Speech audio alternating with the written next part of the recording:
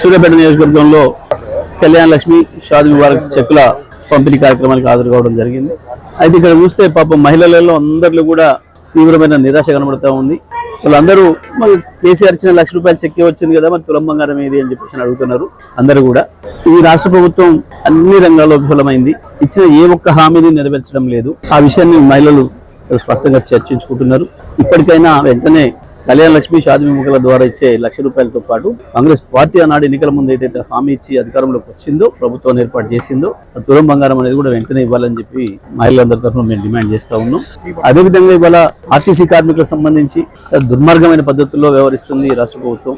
ఆనాడు కాంగ్రెస్ పార్టీ మేనిఫెస్టోలు పెట్టడమే కాకుండా కార్మికుల వద్దకు వెళ్ళి మేము కాంగ్రెస్ పార్టీనే కార్మికుల కుటుంబం, మేము ఆర్టీసీ కుటుంబం అని చెప్పి మాట్లాడి నమ్మబలికి వాళ్ళందరికీ ఓట్లు వేయించుకొని వాళ్ళు దారుణంగా హింస పెడుతున్నారు. వాస్తవానికి వాళ్ళ కార్మిక ఆర్టీసీని సమ్మగిపోయేటట్టు చేసిందే కాంగ్రెస్ పార్టీ ప్రభుత్వం ఒక పథకం ప్రకారం. అంటే